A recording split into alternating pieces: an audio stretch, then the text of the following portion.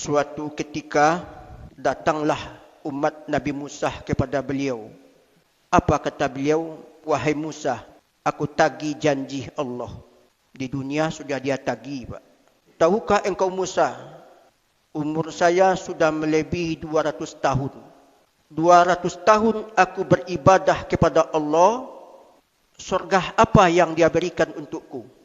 Oi, hebat dia, Pak. Dia tagih langsung. Surga apa yang diberikan Allah untukku? Bingung Nabi Musa. Saya hendak bermunajat dulu kepada Allah Subhanahu wa taala. Kerana Nabi Musa memang dikenal kalimullah, orang yang selalu berdialog dengan Allah Subhanahu wa taala. Bermunajatlah Nabi Musa kepada Allah.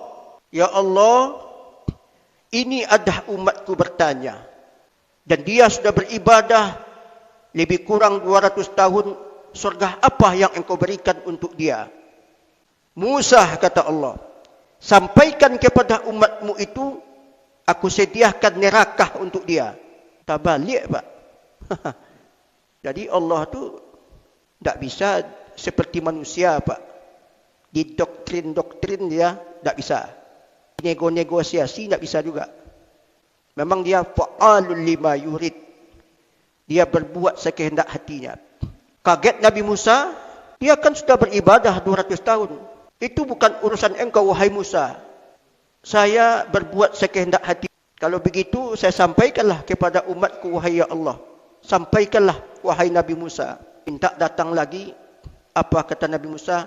Wahai umatku, walaupun engkau sudah beribadah 200 tahun, ternyata Allah menyediakan neraka untukmu. Apa jawaban umat Nabi Musa? Tak menantang dia, Pak. Kalau memang itu kehendak Allah, wahai Musa, maka aku redha dengan keputusan Allah. Masya Allah. Awak berapa umur baru, Pak? 50 tahun sudah nyandar ke dinding ini. Maaf kata nih, Pak. Kadang-kadang sembahyang sunat duduk. Ini 200 tahun, Pak. Maka seketika orang itu berkata kepada Nabi Musa, aku redha dengan keputusan Allah. Datanglah petunjuk Allah. Wahai Nabi Musa, maka aku sediakan untuk dia surgaku yang paling mulia. Umatnya redha dengan keputusan Allah. Apa kata Allah? Wahai Musa, karena umatmu itu redha dengan keputusanku, maka aku sediakan surga bagi dia. Itulah keputusan Allah Subhanahu wa taala. Sekali-kali jangan berandai-andai, saya sekian tahun beribadah siang dan malam bersimpuh di hadapan Allah. Jangan diambil sebuah keputusan secara spontan bahwa kita akan masuk surga. Hitungan-hitungannya bukan amal banyak, Pak.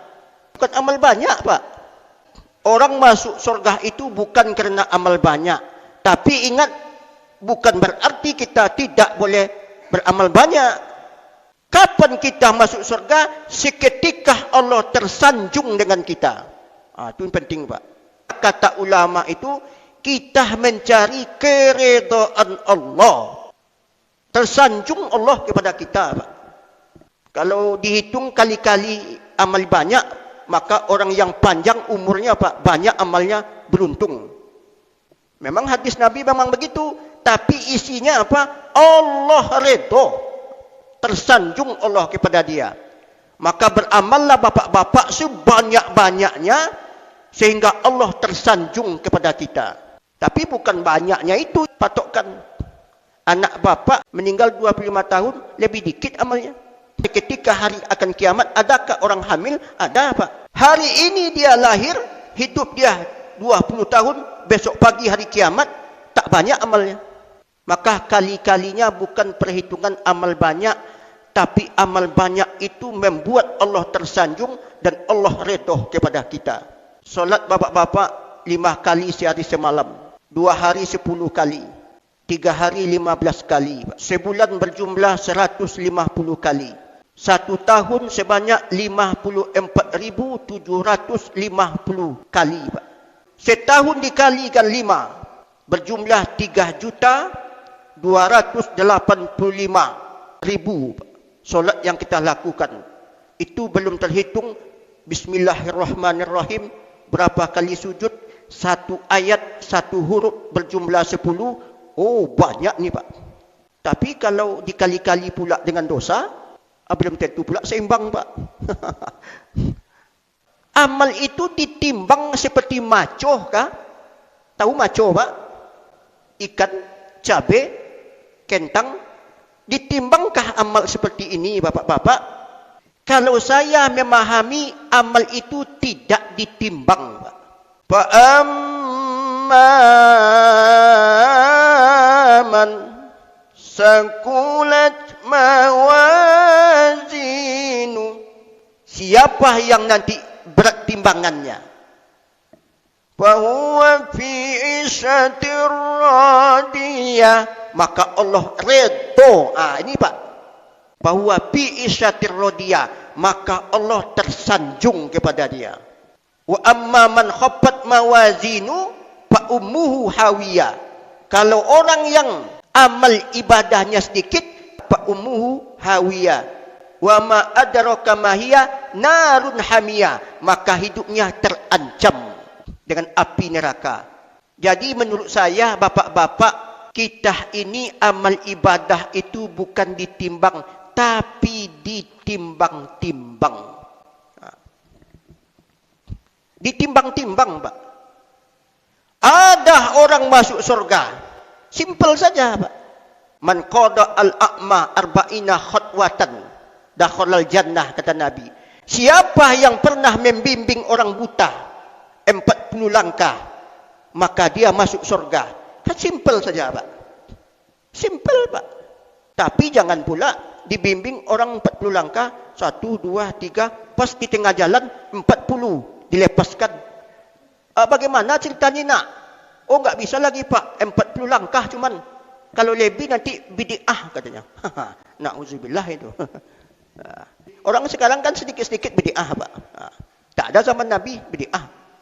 Ada orang masuk surga Pak. Seketika berjalan di padang pasir, nampak seekor anjing yang haus. Dikasihnya minum Pak. Apalagi kita sebagai polisi Pak, menyelamatkan nyawa banyak orang. Ada nanti Bapak-bapak, meniti-titian siratal mustaqim itu terbang Pak. Bertanya manusia, siapakah itu? Siapa mereka? Apakah mereka ini para syuhada, para nabi? Oh bukan, kata malaikat. Mereka inilah orang-orang yang mengurus masjid. Itu makanya Bapak-bapak kalau pensiun Pak, minta jatah ke masjid. Saya seksi itu, saya seksi ini. Sebab tinggi harganya Pak. Ada orang yang rajin ke masjid Pak, berjemaah siang dan malam, tapi dengan tetangga Pak, tidak pernah damai Pak. Masuk neraka kan. Masalah masuk surga dan neraka itu adalah pertimbangan Allah. Di mana Allah tersanjung, di situ Allah akan memberikan kita hadiah. Maka bukan mustahil Bapak-bapak rajin ke masjid, tapi berselingkuh Pak, disakiti istri di rumah. Simple saja Pak. Makanya hati-hati, jangan sampai ada orang yang tersakiti mengambil tunangan orang aja Pak, tidak boleh, apalagi mengambil suami orang. Makanya kita Bapak-bapak datang orang melamar ke rumah, tanya betul dulu, sudah punya istri apa belum? Bahayanya kepada kita. Itu dia Pak. Saya simpulkan kembali bahwa masuk surga itu bukan kerana amal banyak, tapi amal banyak itu harapan kita semoga Allah tersanjung kepada kita.